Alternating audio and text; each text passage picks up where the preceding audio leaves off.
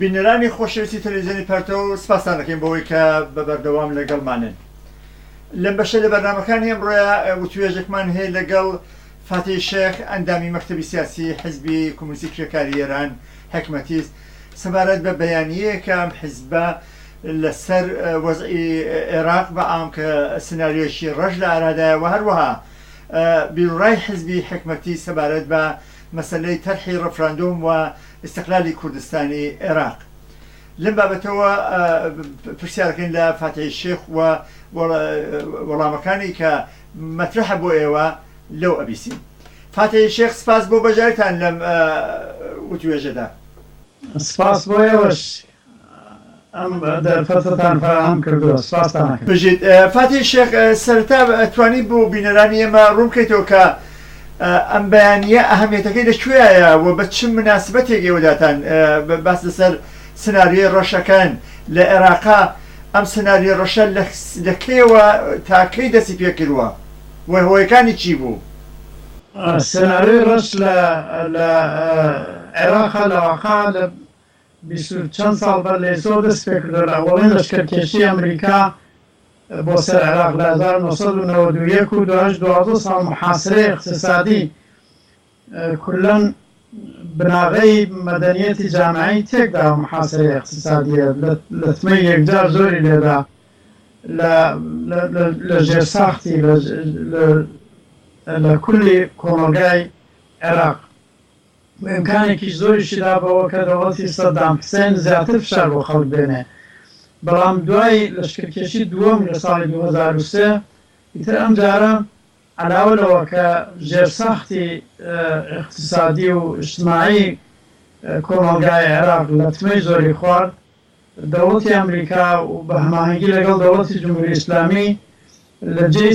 ڕژێمی ئیستبدادی سەدام حوسێن ڕژێمێکی ئیستبدادی قەومی مەذهبی فێدراڵیان دروست کرد لەوێ کە هیچ وەخت نەبوو بە دەوڵەت، بەڵام زەرری زۆری لە کۆمەلگادا بۆ بەعەسیەوە کە ئەگەر جاران کێشەیەکی میلی لە عێراقا بوو بینی کورد و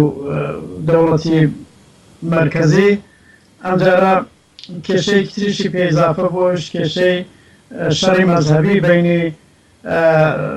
ئەوانەی کە خۆیان منتەسب بە شیعە کرد لەگەڵانەی کە خۆیان منتەسب بە سونیە کرد. لەوەخا هیچ کام لەو حیزبانە کە بێ کۆشەڕیان کرد نە نمایەندەی خەڵکی شیعە مەذهب بوون نە نمایەندەی خەڵکی سونی مەذهب، بەڵام بەو ناوە ئەو شکافیانە دروست کرد و هەزاران نەفەریان لە ساڵی 2005-2006 بە کوشتندا. ئەمە ئەم سناریۆ ڕەشەی قەدیمی عێراق بوو، بەڵام لە سایەکەوە داعش مووسڵی گرتووە. ئەمە پەرەیسەندە و تەشدید بۆ شەری تر بۆتەوە. ئەم وەزعیەتی سناریۆی ڕەش شاخصی ئەسڵی علامەتی ئەسڵی سناریۆ ڕەش ئەوەیە کە ئەو هێزانەی کە هێزی ارتجاعی کە دەسەڵات پێیاکەن ئێرادەی خەڵک سەلبەکەن، یعنی بن بە بەعەسیەوەی کە خەڵک هیچ ئێرادەیەکی نەبێنێ، خەڵک مەجبور بێ تبعیت بکە لە وەحشیگەری ئەوان. ئەلعان لە عێراقا وایە لەلایەک و داعش و ئەو جەماعەتی کە هاوپەیمانی داعشن لە مەناتقێک کە لە مووسڵەوە دەست پێکا لە مەرزی سووریەوە هەتا مەرزی خانەقین هەتا دیالە حکمێکی ئیسلامیان دامەزرانووە خەڵک ئەکوژن، ئینسان ئەکوژن بە عنوانی ئەوەی کە ئەمە شیعەیە یا مەسیحیە یا شەبەکە یا غێر. لەو لای تریشەوە جەماعەتی ئەو هێزانەی کە سەر بە مالکین و هاوپەیمانەکانیان ئەوان شەڕواکەن، زیندانی لە زیندان دێنە دەرەوە 50-60 نەفەر نە بە عنوانی ئینسان نە بە عنوانی زیندانی کە ساحیبی حەقە، بە عنوانی کەسانێک کە پێیان وایە سونین تیربارانیان نەکەن. و ئەم وەزعیەتە ئیتر لەواقع ئێرادەی خەڵک تێیە کار ناکات و کولەن نەزمی کۆمەلگا تێیە کار ناکات. جەماعەتێک دارودەستەی موسەلەح لە مووسڵەوە هەتا دیالە و جەماعەتێکی دارودەستەی موسەلەحی تر بەناوی دەوڵەتی مەرکەزی کە لەواقع دەوڵەت نییە، ئەوانش تابعی مالکین. ئەم دوو جەماعەتە ئەم بەیەکەوە شەڕەکەن و عێراقیان بردەوە ناخی شەڕێکی مەذهبی وێرەنگەرە. ئەمە سناریۆ ڕەشەکە کە ئێمە باسەکەین و حیزبی حکمەتیز بە حکمەوەی کە ئێران و عێراق زۆر بەیەک مەربوطن. جمهوری ئیسلامی لە عێراق زۆر نفوزی پیدا کردە بۆ بۆنەی ئەم دارودەستانەوە لەبەرەوە بە وەزیفەی خۆی دەزانێت کە لە سەرنوێشتی لە سەحنەی سیاسی عێراقشە دەخالت بکاوە نەزەر بدا و پێشنهار بدا بۆ ئەوەی کە چۆن کۆمەلگای عێراق لەم سناریۆشە ئەتوانێت دەرباز من لەبیرمە هەر لەو کاتەوە کە مەسەلەی تەرخی هێرش بۆ سەر عێراق مەترح بوو لەلایەن ئەمریکا و هاوپەیمانەکانیەوە مەترسیە مۆزاکرا کە ئەم کۆمەلگا چی بەسەر بێت و ئەوەی کە کۆمەلگا لە مرۆڤایەتیاتە دەرەوە تەقسیم کرا بە شیعە سونی بە ڕەگەز بە هەموو ئەمانە ڕێگەی دەرچوون چییە بە بڕوای ئێوە لەم کارەساتی کە ئێستا لە ئارادا لە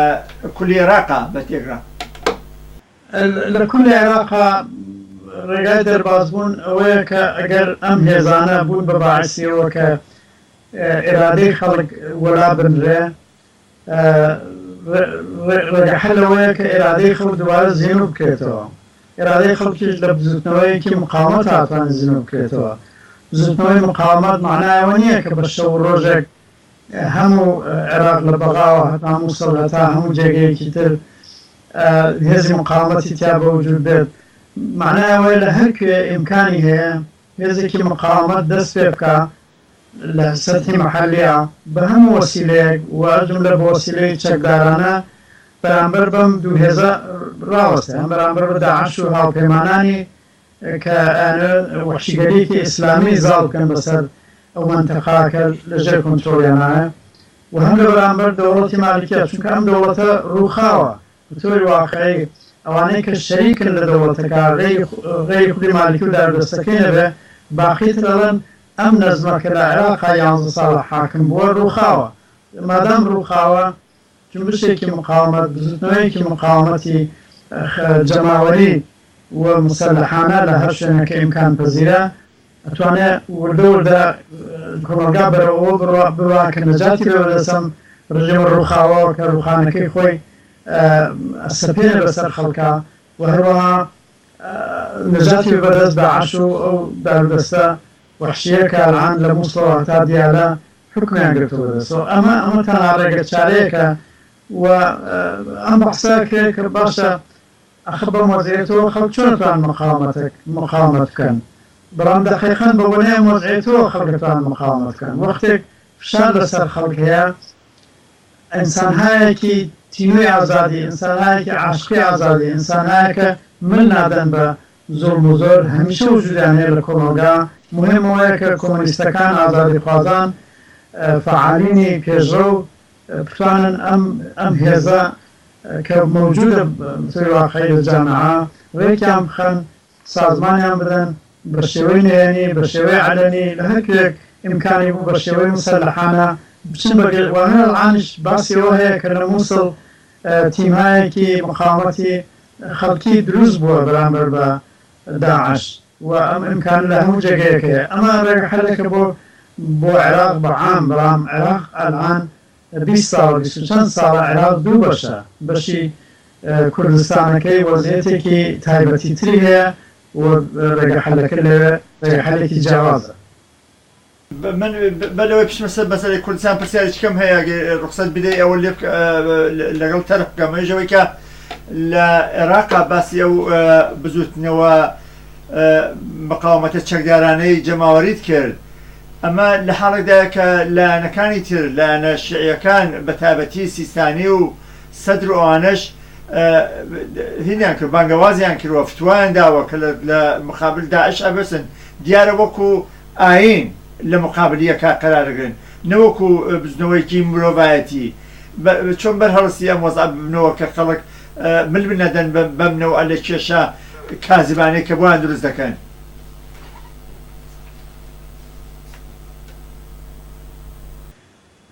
طبعا بمنظور بزوتنەوەی مقاومەت معنایەوەیە کە هیچ کام لەم دوو لایەنەیان قبول نەبێ چونکە مەسەڵەن ئەگەر کەسانێک لە مووسڵ لە عەلەیهی داعش بتوانن بزوتنەوەیەکی چەکداری جەماوەری خەنە ڕێگا و وردە وردە تەنیان پێ هەڵبچنن هیچ معنایەوە نییە کە لەگەڵ مالیکی و ئەوانە ئاتەشبەسیان کردویە لەگەڵ ئەوان شەڕ ناکەن هەروەها لە بەغاش دەتوانن لعليه هێزەکانی مالیکی ئەم کارە بکەن وە هەرکێک هێزەکانی مالیکی نەتوان لە مقابلەنە ئەو حرەکەتە بەوجود بێنن. مهمەوەیە خەڵکێک هەیە لە عێراقا خەڵکێکی دەیان ملیۆنی شاید 15 ملیۆن خەڵکی تایە کە بۆیان قابلی قبول نییە دابەشیان بکەن بە سنی و شیعە و بیاندن بە گژێکترینە و هەزاران نەفریان لێ بکوژێ بۆیان قابلی قبول نییە. ئەمە هیچ وەختە لە تاریخی لە عێراقا نەبووە. لە عێراقا تاریخەن شکافێک بووە بینی کورد و عەرەب کە 56 ساڵە ئەم شکافە وجودی هەیە و شەڕ بۆ لە بینیان لە بینی دەوڵەتی مەرکەزی و خەڵکی کوردستانە. بەڵام لە تاریخی عێراقا غەیر لەم 10 ساڵانە بێ بەحسی سنی و شیعە بەم سورەتە نەبووە. ئەمە جعلیاتێکە لە توولی 10 ساڵی ڕابردووە دروست کراوە. بەشێکیان جەماعەتێکن سەر بە ئێران نایخوان ناوە ڕەهبەرانی شیعە کە لەواقع ڕەهبەرانی خەڵکێک نین کە اعتقادی شیعیان هەیە بەڵکو ئەیانەوێ ئەو خەڵکە بەعنوانیەوە کە شیعەن بکەن بە تابعی خۆیان. ئەو بەرەکەی تریشی جەماعەتێکە باسی سنیەکەن لەواقع نمایەندەی ئەو خەڵکە نین کە اعتقادێکی مەذهبیان هەیە پێیان ئەڵێن سنی بەڵکو ئەیانەوێ ئەوانە بکەن بە تابعی خۆیان و بیاندن بەگشت باقی خەڵکی ترا. خەڵکەمەی بەدڵ نییە بەڵام خەڵک هەمیشە احتیاجی بەوە هەیە پێشڕەوانێکی کۆمۆنیست پێشڕەوانێکی ئازادی خواست بتوانن وریان بکەنەوە وشیاریان بکەنەوە سازمانیان بدەن چەکداریان بکەن فێریان بکەن کە چۆن بەرامبەر بەم دوو هێزە لە سەرتاسەری عێراقا بوەستن. ئەمە حتما توولێکێشە توولانی مدەتە ئەمە بە 2 مانگ و 3 مانگ ئەوانە تاوا نابێت بەڵام خۆی ئەم شەڕش بە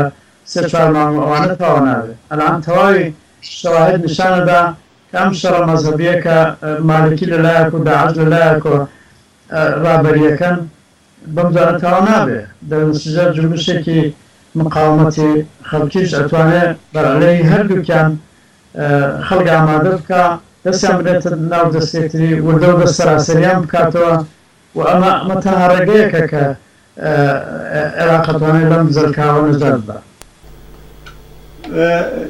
بچینە سەر بەشی دووهەمەوەژەوەی مەسلەی ڕەفراندۆم و هەروەها استقلالی کوردستان لەم بەیانیە بەڕوونی باس لەواکە کە لایەنگری ڕەفراندۆمە لە کوردستانە کە ئایا لەگەڵ عێراق بمێنێتەوە یان جیابێتەوە و یا خوازیاری استقلال بێت. ئەکرێت بۆ بینەرانمان تۆ زیاتر ڕوونکەیتەوە کە مەبەستان چی ئەساسەن لە تەرحی ئەم مەسەلە و یا لایەنگریتان لە مەسەلەی تەرحی ڕەفراندۆم؟ تەرحی ڕەفراندۆم ئەلبەتە مەسەلەیەکە مەسەلەی دفاع لە استقلال مەسەلەیەکی ترە. بەیانی ئێمە هەم دفاع لە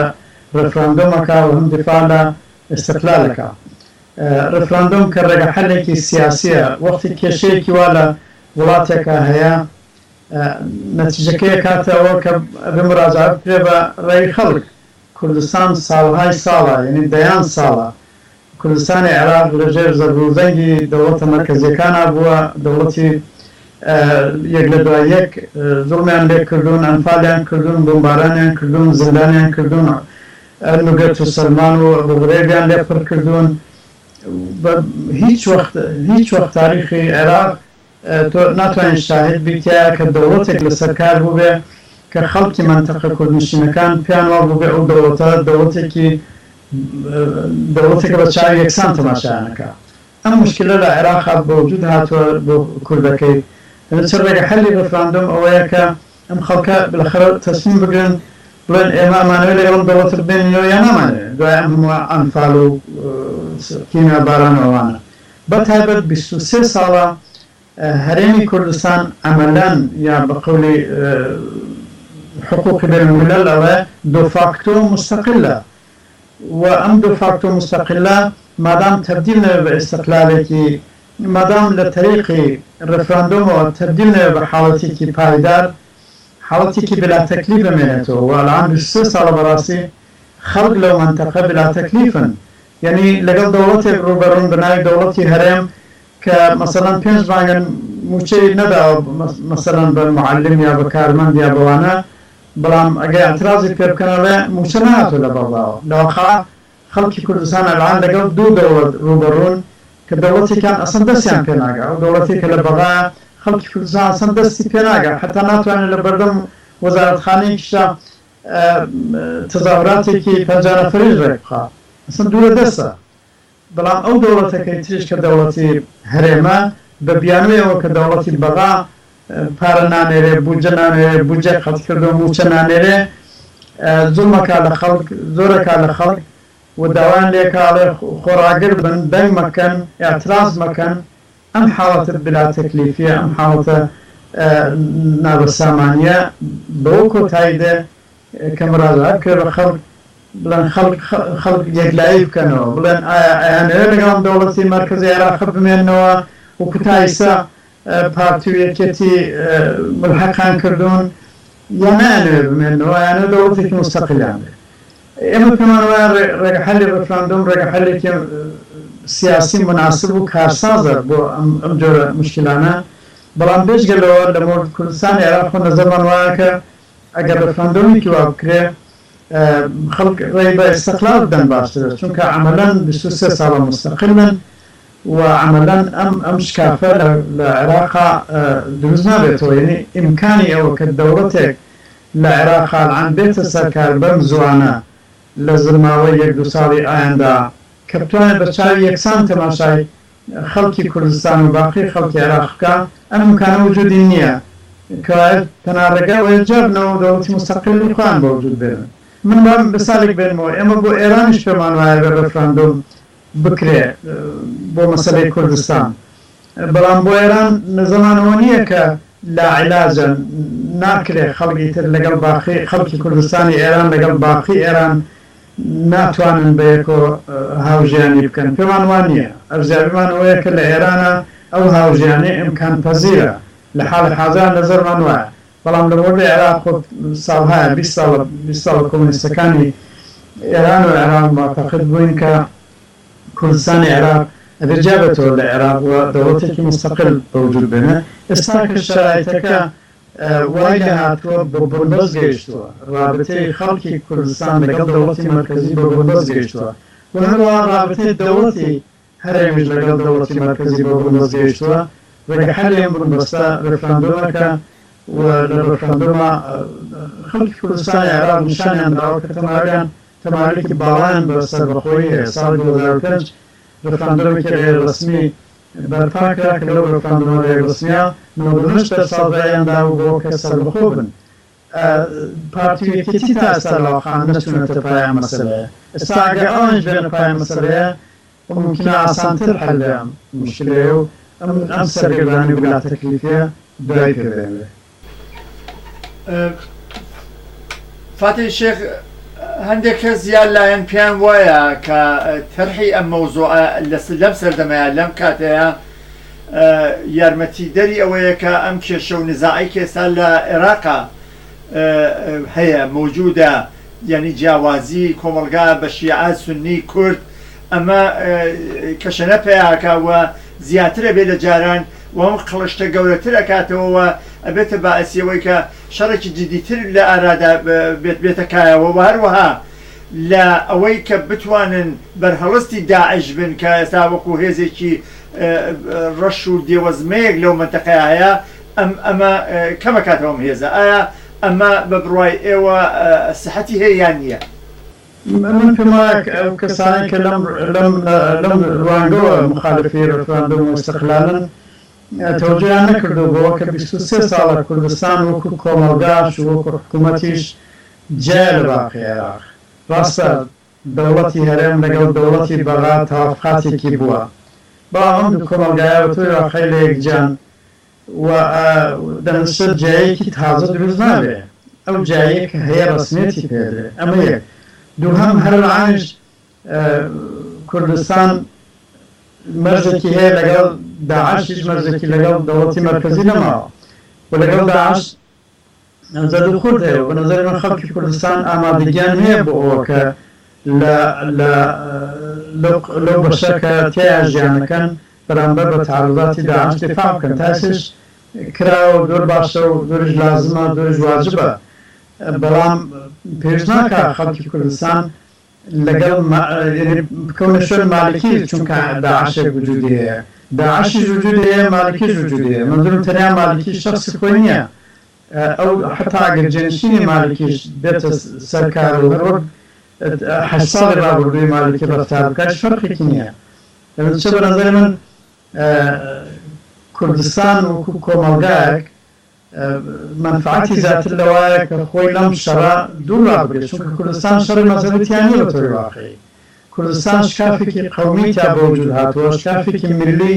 ئەوش دەوڵەتی مرکزی لە توولێ 56 ساڵە تەحمیلی کردووە و وەختێک دەوڵەتی مرکزی تەحمیلی کردووە عەکسالعەمەلی خەڵکی کوردستان ژەبێ بۆ ئەوە ببڵێن دەوڵەتی مرکزی عێراق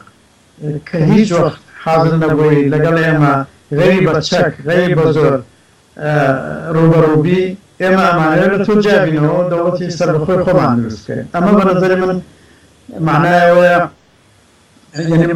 معنایەکی عادڵانەیە و بە معنایەوە نییە خەڵکی کوردستان خۆیان بێخاوەن بکەن لەم شەڕەکە ئەستا لە جەریانە هەیە بەڵام خەڵکی کوردستان بە نەزەری من دەلیلێکی نییە تەرجیح بدەن کە لەگەڵ مالکی بن بەرامبەر بە داعش هەروەها کە بە تۆری قەت تەرجیح نادەن کە هیچ وەخت لەگەڵ داعش و ئەمسالی داعش بن.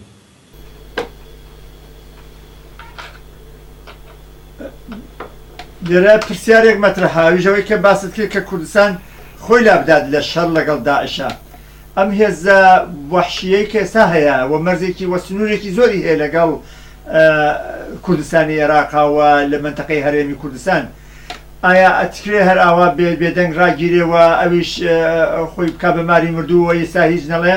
کەسبێنێ هێزێکی قەویتر بوو ئەو جار هەر شەڕ توش کوردستانەکەوە ئیدعای هەیەوە کەسی هەیە لە ناو کوردستانە کە سبەی ڕۆژە و کارە بکە پێ سەڵاح نییە بە بڕوای تۆ کە هەر لە ئێستاوە بتوانن بە هێزێکی باشترە و بەرهەڵستیش بکەن بێ ئەوەی من بدەن بە دەوڵەتی مرکزیش الآن ويا الآن داعش هیچ وقت لەگەڵ منطقەی کوردستان سڵحی نەبووە هەمیشە شەڕی بووە ئەگەر نەیتوانیوە پێشڕێ بکا بەدلیوێن نەیتوانیوە ئەگەر بیتوانایەوە چۆن لە مووسڵ یا لە تەکریکردی پێشڕێ بکردایە حتمما لێرەشەی کرد بەڵام ناتوانێ و بەردەوام شەڕیشە لە بەتولی 1000 کیلومتر شەڕە بەڵام شەڕی متفەرقە چونکە داعش ئەزانە کە ناتوانێت داعش هێزێکی مدرنی تشێکی مدرنی ئەوە نییە جەماعەتێکی میلیشایەکی وەحشین کە هێرش دێن و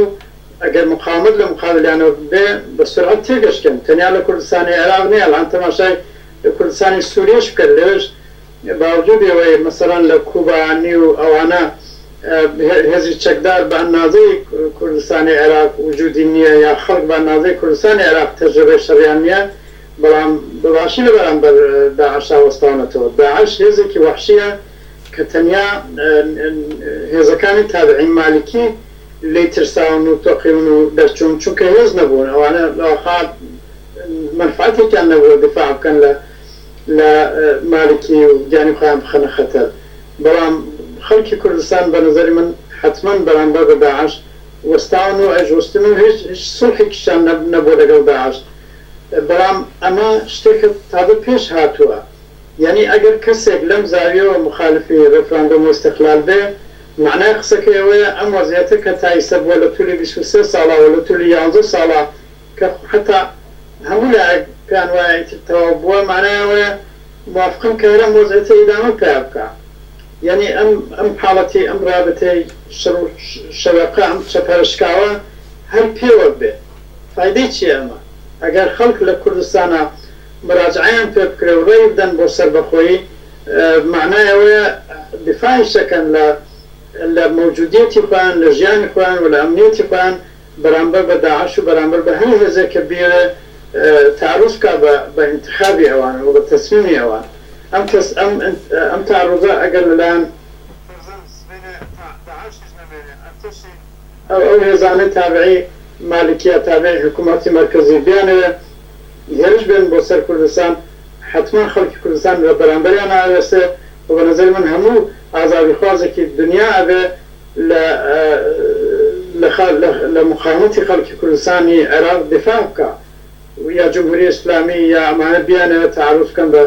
بكردستان كبقي برفراندومك ريدا باستقلال خوي لأنه خذي استقلالك وخذي رفراندومك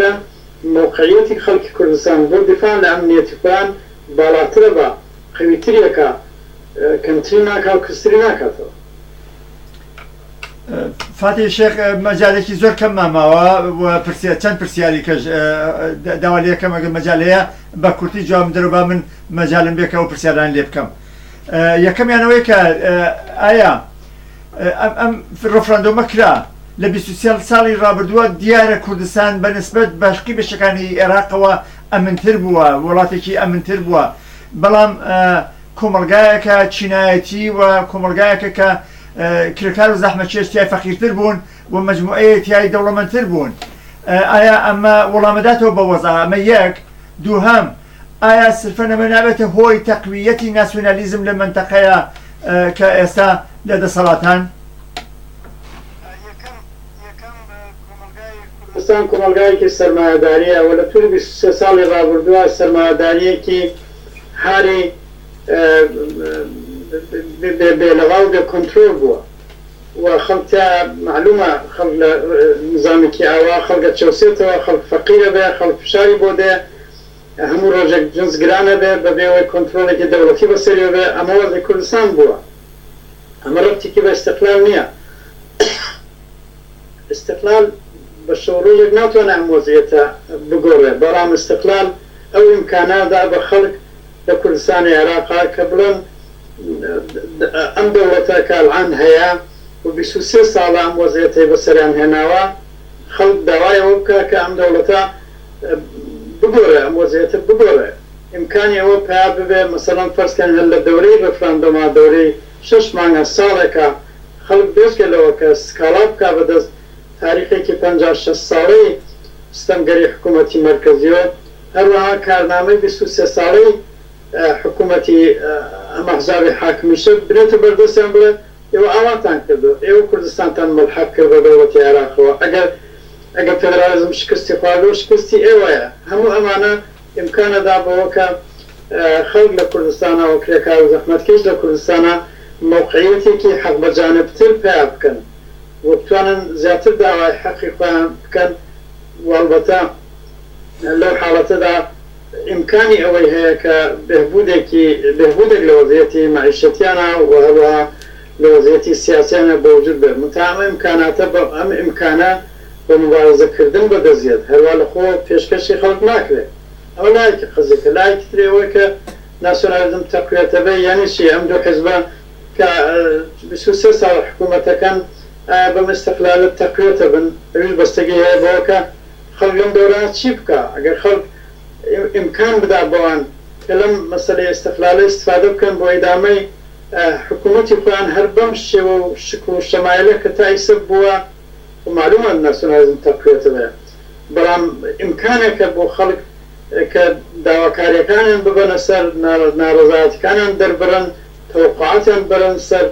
و بەم تەرتیبە زیاتر فشار بێن بۆەوە کە مادام دەوڵەتێک لە کوردستانە هەیە ئەو دەوڵەتە مەسئولە بەرامبەر بە کۆمەڵگەی کوردستان مەسئولە بەرامبەر بە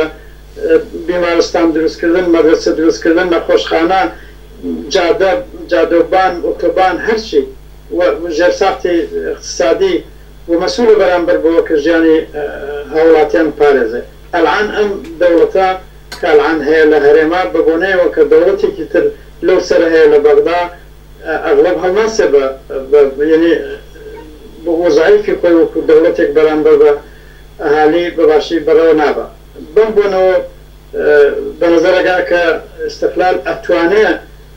دەریچەیەک بێ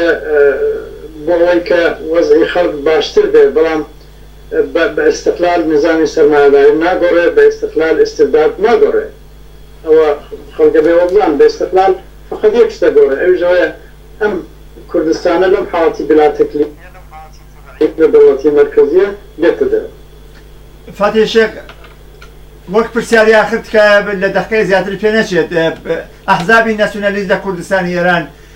پێم وایە ئەما بێتە هیوایەکی گەورە بۆ ئەوانیش کە بتوانن هان دەربن بۆ خەڵکی کوردستانی ئێران کە بڵێن ئێمە کیانێکی سەر بە خۆمانەوێ ئەمە چەندە لەگەڵ واقعیەتە ئێوە باستان کرد کە ئێمەش بۆ کوردستان ئێران ئەو نسخە ناپێچینەوە بەڵام ئایا ئەحزابی ناسیۆنالیست لەسەر ئەوەی کە خەڵکی کوردستان بە داهاتوێکی باشتر بگەن ئەم مەسائلە مەترحەکەن یا ئەهدافێکی سیاسی تر لە پشتێوتی یا ئەوە هەمیشە ئەهدافیانەوە بووە کە لەگەڵ دەوڵەتی مەرکەزی سازش بکەن بۆەوەی سەرمێکی زیاتریان دەستکەوێت لە قودرەت و لە سەرەتی جانەوە تا ئێستا ئەلبەتە موفق نەبوون بەڵام ئێمە معتەقدین کە خەڵک لە کوردستانی ئێرانە حەقیان هەیە ڕفراندۆم بەڕێوە بن و ئەگەر ڕفراندۆم بەڕێوە بن وەختە حەقیان هەیە کە بڵێن جا بینەوە یا جا نبینەوە تەبەن کۆمۆنیزم لە کوردستانی ئێرانە قەویە ئازادیخوازی و ئاگاهی سیاسی لەسەرەیە و ئەحزابی ناسیۆنالیست یەکەتازی مەیدان نین بەڵام بەرحاڵ وەزعیەتی کوردستانی عێراق اتفاقاً کۆمەکە بۆەوە کە زوڵم و زۆر و کولەن ستەم و فشار لەسەر